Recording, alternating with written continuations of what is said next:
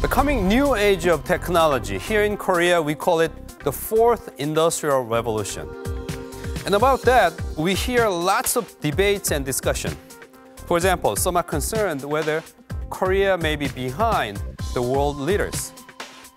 And others are thinking about what the roles are for the business community and the government in this country in supporting overall trend here. And today, we'll talk about all these and more right here in this program, Upfront.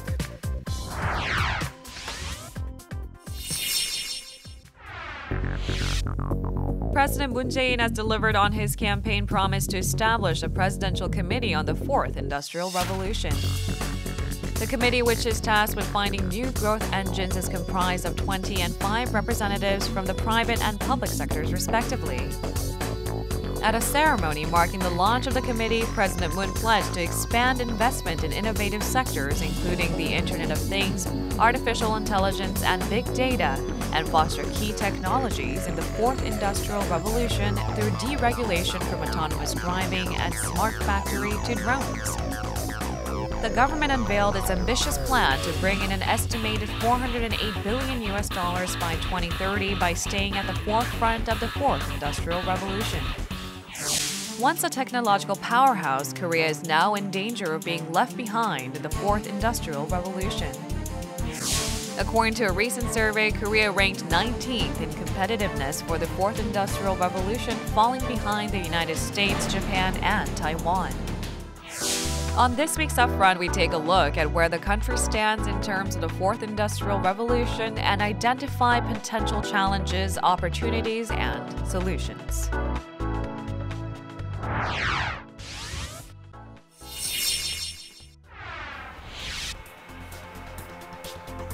Well, joining me in the studio are two experts here. Professor Park Sang-in, he's a professor of public administration from Seoul National University, joining me here. Thank you very much for joining us. Thank you for having me. And also Professor Kim Min-kyun, he is a professor of business from Sogang University, joining us. Thank you for having me as here. well. Thank you. All right, we are sharing this program with our international audience. So some of our, perhaps many of our international audience may wonder what it is that we are talking about, fourth industrial revolution. Professor Kim, could you share your understanding of fourth industrial revolution for the sake of our, explaining to our international audience? Well, I think the fourth industrial revolution is defined as the new technology that can converge all these, including all the information technology and any other technology that can make human life better in industry as well as society. Okay. That's my definition. Professor Park, for additional help in understanding? Some people consider this trend as part of the digital transformation. Right. It's a continuation of so-called third industrial revolution. And many believe that it is too early to say this is the fourth industrial revolution. And the way to define certain phenomena as a concept, there is a concept pros.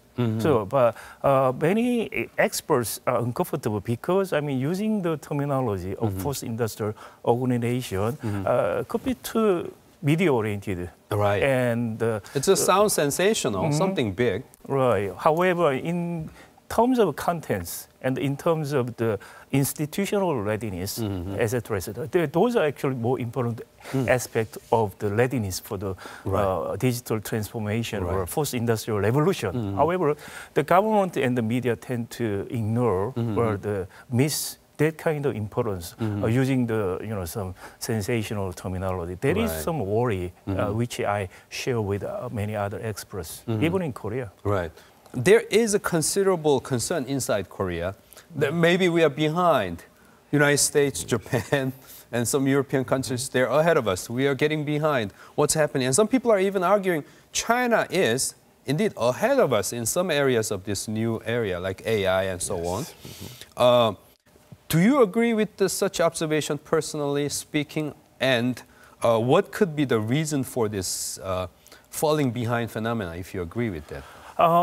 Before I, answer to your question, I guess the reason that the Korean government specifically prefer the terminology of fourth industrial revolution is the kind of the continuation of the government-led R&D and the industrial policy. Interesting. Yeah, because I mean, to pursue some government propaganda or the campaign, so they need certain kind of terminology. And the first industrial revolution could be the labeling of the all government control-led the policy, industrial and the R&D policy. Interesting.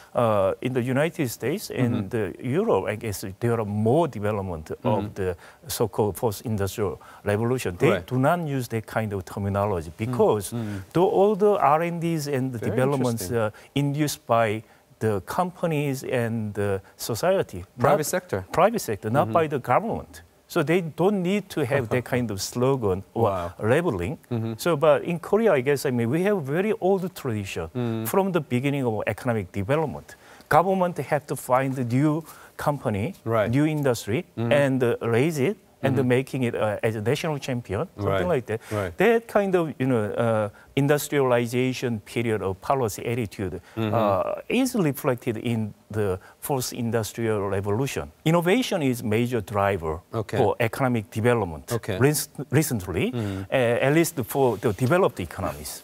Right. Also, Korea is transforming from underdeveloped economy to the developed economy. So the innovation is more important for Korea now. And so the Korea have to move to the innovation-based economy. Right. About Korea being behind, the anxiety about the idea that Korea is behind. As a business professor, how much do you agree? I'm sure it's difficult to define the boundary of so-called fourth industrial revolution, but do you agree with the observation that Korea may be behind? Well, if I evaluate the status of the fourth industrial revolution technology, well, I think Korea is definitely behind. But if you have some example regarding the semiconductor industry, like Samsung Electronics and SK Hynix, where they put so much money on research and development, they are basically the early technology developer for their industry. But one could argue that semiconductor is a typical symbol of the third industrial revolution. But in order to apply the first industrial technology that we're going to apply in the first industrial revolution, semiconductor is kind of a key factor that they're going to apply this semiconductor into those industries that we're going to do AI or any other IoT and any other technology. So it's kind of a basic foundation that we can call for first industrial revolution. But like AI, like IoT and any other technology that we're going to apply in the first industrial revolution, well, I think we need to put more money on research and development. That's why the role of the government is kind of a key factor that we can, how we're going to develop, how we're going to set the directions. So that's kind of things that we can put as kind of a role for the government. But, so are you saying that Korea is still very strong on the hardware side, the foundation side of the new industrial revolution, but the main body of it, software side, we are getting behind. That is the concern, right? I don't agree with Professor Kim in a sense that the role of government is in the area of the more R&D spending and setting the direction, etc. There is a traditional catch-up by imitation period kind of role of government. The role of government have to be changed. There are pioneering economic professors work in the area of innovation-based economy. So they basically propose 3 institutional conditions for innovation-based economy, including availability of venture capital and the protection of IPR, especially socially and economically disadvantaged. And the last one is the no barrier of entry and exit. So those are institutional conditions for innovation-based economy and also post-industrial revolution. What the government had to do for the innovation-based economy and the post-industrial revolution is setting that institutional condition. Not acting as R&D expenditure or actors of some director of the direction of the company's industry. That cannot be possible because the innovation economy, the most important aspect or element or character is the uncertainty. So uncertainty, government cannot do the role as a kind of the role as in the developing stage of economy.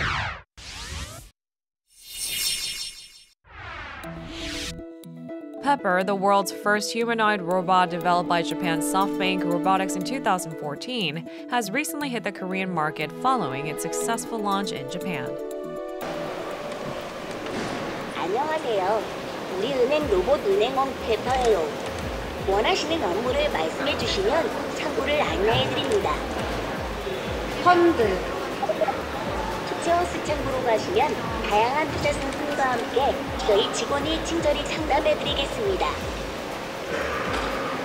The customer service robot is specifically designed and built to interact with people by reading their emotions through facial and voice recognition software.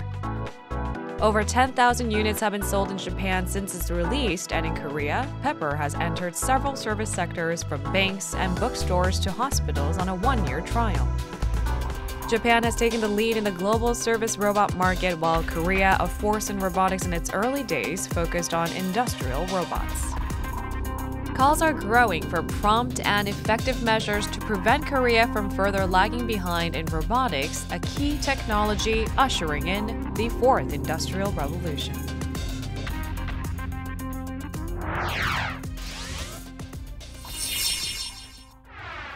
Well, Professor Kim, the message from this video seems to be clear, right? Korea is importing Japan's SoftBank's Pepper, the humanoid robot, into this country where we have been working a lot on developing robotics and so on. Commercialization, they say, is always an issue here in Korea. What are the problems and challenges in terms of commercializing good ideas and good technology in Korea? What are the things that we have, barriers? Okay, I think they're trying to develop the technology and they're trying to apply into real industry. Right? They're trying to apply in the real world.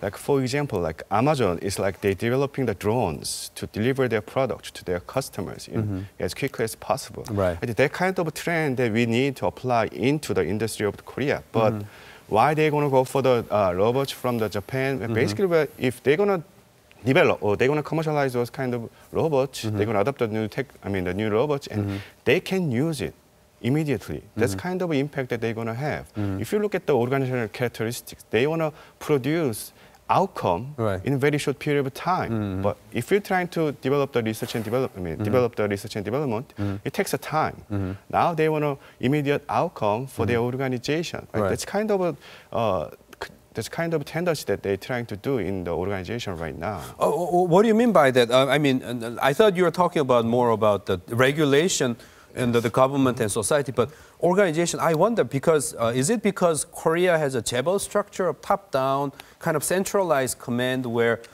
consensus generation is quite difficult unless the owner has a clear idea? Is that what you're talking about? I'm really genuinely curious about this organizational dynamics. We always compare those kind of organizational structure and the corporate governments. Right. Who's going to make a decision? Usually the owners can make a huge decision on making a huge investment in research and development. That's why like Samsung Electronics, they make a huge investment in the new plant in Pyeongtaek area. That's kind of decision they're going to make. So that's why that if you're going to try to manage the organizations, well, if I'm not an owner, I'm trying to manage, but it's kind of a tendency where I need to generate some quick outcomes for our organization, some quick profits. So that's kind of okay. We're going to develop the developed the technology, robots that we can use right now. So that's kind of a tendency that we are like we're in a hurry, we're going to go for the first industrial revolution, we're going to go for the new technology. That's kind of a tendency that we can see. Big business organizations in Korea becoming more or more risk averse. That could be one of the reasons. What about Professor Park? What about Seoul National University alone? I know of some of the scholars who are excellent scholars in robotics in Seoul National University. What's wrong? What are the problems in terms of bringing the ideas that are developed in the labs out to the business, from the academia to the industry? I think, we need three elements for innovation, including opportunity, incentive, and financing. Okay. As far as opportunity is concerned, as you mentioned, Korea is basically, Korean economy is basically chaebol dominated, right? So many good business opportunities, especially intermediate products area, are dealt by the internal trading, by the affiliate companies of the chaebol. So for many, good business opportunity is not open. There are lots of barriers to entry. So opportunity is very limited. And the second, think about innovation incentive. We have huge, number of occasions of the business stealing and the IPR stealing by the big business company. Right? Okay. So the small and the innovative company has no incentive for innovation. When you succeed in the innovation, you basically lose all your intellectual property to business group or company. Right. On the financing, without any opportunity and incentive for innovation, there could be no possible actual financing. So we do not have actual venture capital in Korea. The venture capital in Korea is basically all government-sponsored one. So that's not truly the venture capital. So for all these elements to be realistic and present, I guess, as I mentioned, we need institutional precondition. Right. So the government have to make that kind of institutional conditions for the scientists and the R&D developer to be active, in the market, as you mentioned, right? So there are many good scholars in Korea, in robotics, etc. And if they are in the United States, probably they open their own, venture in Silicon Valley, etc. And they make lots of money and be successful. But in Korea, we do not have that kind of institutional environment. Right. That's what the government have to focus on. That is why Korean government has failed in innovation-based economy so far, because they focused on the R&D expenditure. Right. They focused on the just picking give the them winner. money, right? And So, do something about it. But indeed, the market structure where predatory actions are taking place, that's what the politics and policies should really address there. Well, I think when they're trying to commercialize, right, they focus on the technology itself so much. So what they're trying to, if with a new or develop the new technology, they're trying to commercialize those technology, and they're going to develop, and they're trying to start from the startup business, then they're trying to develop as a medium-sized organization, those kind of process. In those kinds of process, well, what kind of a role that we can do as a society? Well, I definitely agree with Professor Park. Right. Well, because even though they develop the new technology, they can generate a lot of profits for their university or the organizations. Right. How they're going to develop? How they going to develop as a becoming very useful and commercial technology that can be like sold to, or we can export those kind of technology as a product. In those kind of process, but we don't have like enough supporting process, as well as consulting, as well as like the management supporting system. Lots of groundwork that needs to be done in order to see the success that we are yearning for here. Professor Park, one of the key motivations for this program, particularly for this segment, is the launching of Presidential Committee on the Fourth Industrial Revolution. I guess you're a perfect observer in terms of assessing the initial idea of it. I guess we still have to wait and see the actual performance of it. But on the outset, when it's just being launched, what do you see? What are some of your concerns or maybe excitements about this idea of presidential office coming in? The Moon government have to understand what should be the role of the government for the innovative economy, right? So as I mentioned, the role of the government must be the setting up the institutional and legal environment for innovation-based economy. But as far as I can see for now, is that the approach of the Moon government new presidential committee is not that different from the approach of the previous one, right? They're focusing on the R&D expenditure. They're focusing on the deregulation issues, etc., etc. I didn't hear any kind of institutional and legal environment for innovation-based economy. So I really like to urge the Moon government change their attention and have to reflect what has wrong with the previous government policies. The reason that we are not very good at the commercialization is because of the government-led, government-driven R&D and development. So if you are the bureaucrats in charge of giving the money to the developers, etc. So easy to do. Right, they will give the money based on the technological supremacy, something like that. So we end up with high, top technology with no market valuation or Right. no commercialization valuation. Right. So they make the technology only for the technology. Right. They make the technology to get the support or subsidy from the government. That is the why it has been so long. Right. We have spent lots of R&D money. So Korea has been the number one R&D expenditure compared to the GDP for several years. Right. But So- we are still behind. So what are some of the new things that you want to see the newly created Presidential Committee on Fourth Industrial Revolution try? First of all, I think it's going to show some commitment that new government is going to care about those kind of new technology. Okay. I think that's kind of another direction that they're going to show to the industry as well as the other economic statutes. And of course, well, even though they talk about the research and development, but they're trying to set the directions. Where it's going, our industry has to go this way. But of course, I agree with Professor Park. But one of my concerns is that I think they're trying to touch those kind of fourth industrial revolution, and they're going to connect those kind of technology into the quality job creation for the industry. That's right. So they're trying to focus on as a new government, they're trying to develop the Ministry of Small Medium Enterprises and the startups. Right. They're trying to connect those kind of new technology into the startups, and they're trying to make university as well as the industry to be involved in starting business with the new technology. Right.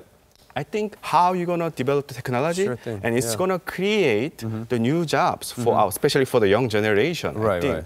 So I think that's kind of the homework that our government has. How you're gonna connect them? Of course, you set the directions. You're gonna put a lot of research and development money into Right, it. right. But how you gonna connect those kind of new technology into the quality job creation, especially for the young generations? Very important point. Professor Park, we all understand that the central keyword for Moon Jae-in government is job creation.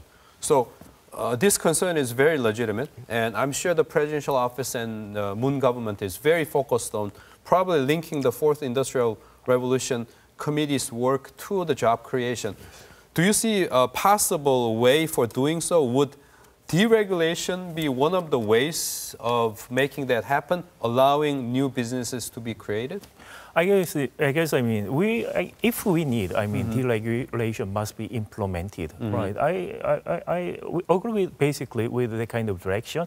However, as I mentioned, that is not the fundamental solution to the first industrial revolution or innovation-based economy. As I mentioned, we need institutional condition. Right. We have to meet that kind of institutional condition for innovation-based economy. That's the job the government have to do for now. From business perspective, however, how serious is the deregulation issue? You have to think about the comprehensive way. Right? Deregulation is definitely one of the factors that can delay those kind of process of developing our organization or our industry. You mean excessive regulation? Yes, Okay. excessive, of course. But the problem is the government is trying to do something and they're trying to help, but they're going to establish some regulation that can prevent those kind of process. So, well, definitely one of the important role for the government where they have to focus on those kind of deregulation. But that's not another factor. What are the things that you like to demand or call for this newly created committee to make a difference? They have to propose, urge the president to do some fundamental reform of Korean 재벌. The 재벌 system itself eliminate the opportunity for innovation, especially in the intermediate products areas, B2B area. What are your suggestions for the role of the presidential committee? They have to drive or they have to generate some problems. They are experts. They're working in the industry. They know about the problems. They know what kind of role of the government have to play in to solve those kind of problems. So by issuing those kind of problems and in the industry, well, I think they're going to set the directions that how government can help to develop those kind of technology. I think more than ever before, our discussion point has been made very clear. For that reason, we want to thank Professor Park Sang-in from Seoul National University, Professor Kim Min-kyun, business professor from Sogang University, offering great perspective as well. Thank you very much. Thank you. Thank you. And we want to also thank for our viewers who have joined from all around the world to watch our debate and discussion about these important issues here. And likewise, next time when we discuss these issues that matter for Korea as well as the world, we want to ask you to join us again And until then, this has been Kim Byung-ju. Thank you very much.